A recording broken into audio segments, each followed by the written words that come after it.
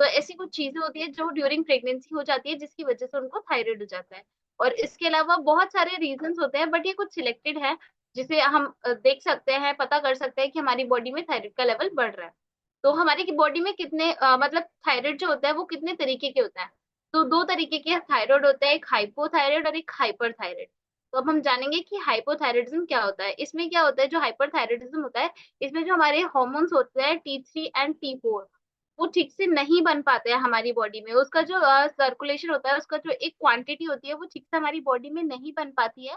जिसकी वजह से आपकी क्या-क्या सिम्पटम्स की जिसकी वजह से आपको क्या-क्या प्रॉब्लम होती है। पहला होता है आपका वज़न बढ़ना शुरू हो जाता है।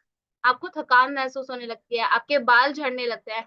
ये बाल झड़ने का तो बहुत ही कॉमन प्रॉब्लम हो गया है। हर एक लेडी को या फिर मेन को सबको लगता है कि हमारे बहुत ज़्यादा बाल झड़ रहे हैं। तो कहीं न कहीं ये रीज़न हो सकता है कि आपको हाइपोथायरायडिज़्म भी हो सकता है।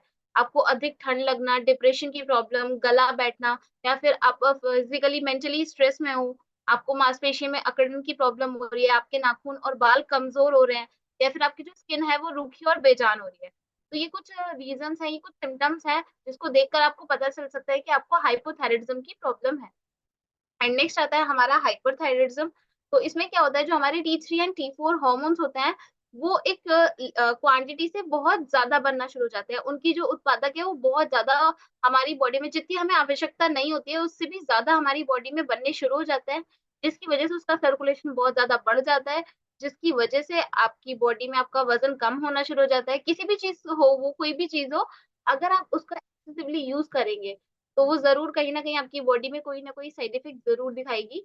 तो आपको कोई भी चीज़ खानी है, एक एडिक्वेट मात्रा में खानी है, एक बैलेंस तरीके से खानी है। और जो हमारा ये थायरॉइड होता है, ये कोई बीमारी नहीं होता है, ये सिर्फ़ एक लाइफ़स्टाइल प्रॉब्लम है, जिसको आप अपने लाइफ़स्टाइल में बदलाव करके, अपने खाने-पीने में चेंजेज़ करके आप उसको बेटर कर सकते हैं।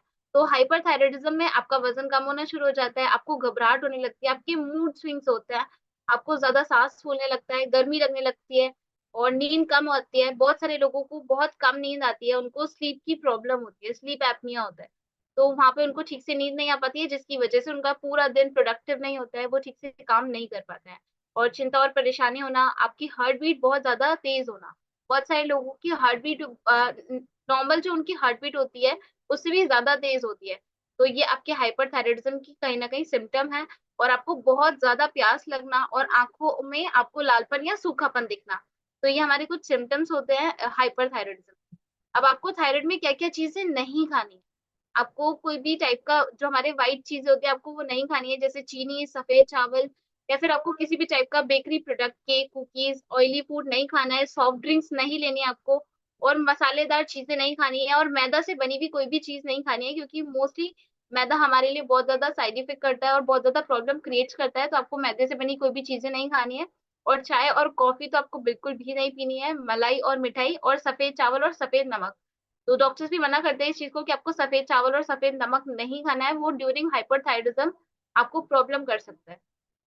तो अगर आप अपने थायरॉइड में कोई इंक्रीमेंट देखना चाहते हैं मतलब उसको बेटर करना चाहते हैं, उसको बैलेंस करना चाहते हैं, तो ये कुछ ऐसी टिप्स हैं जिनको अगर आप अपनी लाइफ़स्टाइल में ऐड करते हैं, तो आप उसको ये तो नहीं कि बिल्कुल ठीक कर लेंगे बट हाँ, बेटर उसको कर सकते हैं। उसका जो इंक्रीमेंट है वो बढ़ेगा नहीं तो कम भी नहीं होगा, वो वहीं पर स्टेबल हो जाएगा। तो आप ये कुछ सिलेक्टेड चीज़ें हैं, जो आप अपनी लाइफ़स्टाइल में ऐड कर सकते हैं। आपको एटलीस्ट रोज़ाना वर्कआउट, योगा ऐसी चीज़ें करनी चाहिए। अपनी जो आपका लाइफ़स्टाइल है उसमें एटलीस्ट कोई भी आप वर्कआउट यूज़ कर सकते हैं, कोई भी फिज़िकल एक्टिविटी, चाहे वो कोई भी हो, जो भी आपको पसंद हो आप उसको ऐड ऑन कर सकते हैं।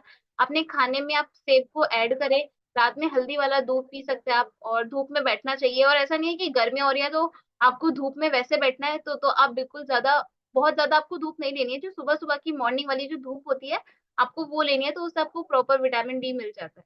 आपको ज़्यादा देर भी धूप में नहीं बैठना है, एटलीस्ट 15 टू 20 मिनट्स अगर आप धूप में बैठते हैं तो वो आपके लिए बहुत है। और आपको नारियल तेल से बना हुआ खाना खाना है और एक पर्याप्त एक एडिक्वेट मात्रा में आपको नींद लेनी है। 7 से 8 घंटे की एक प्रॉपर साउंड स्लीप लेनी है आपको, जिसमें आप गहरी नींद सोएँ।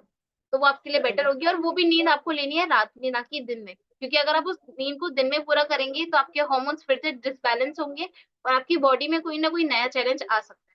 और आपको ज़्यादा से ज़्यादा फलों और सब्जियों को अपनी खाने में ऐड ऑन करना चाहिए और आपको हरे पत्तेदार सब्जियाँ खानी चाहिए, आपको पोषक तत्वों से भरा हुआ खाना खाना चाहिए।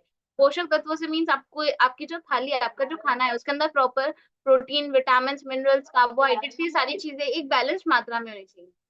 और आपको एक स्वस्थ आहार, नियमित व्यायाम और आपका जो खाना है वो बिल्कुल पोषण युक्त होना चाहिए और आपको कम तनाव, इन सभी से आप अपने जो थायराइड का खतरा है उसको कम कर सकते हैं। तो अगर आप चाहते हैं एक अच्छी सेहत, तो आपको ये 3 स्टेप्स फॉलो करना है, जिसमें आपको जॉइन करना है हमारा फिट भारत क्लब, जहाँ पर हम आपको डेली बेसिस पर एक नए टॉपिक पर इन्फॉर्मेशन देते हैं। एंड सेकंड, यहाँ पर से आपका लाइफ़स्टाइल चेंज होगा और यहाँ से मिलेगी आपको एक प्रॉपर बैलेंस डाइट, जो आपको आपके लाइफ़स्टाइल प्रॉब्लम्स में, आपको वेट गेन, वेट लॉस में आपकी हेल्प करेगी।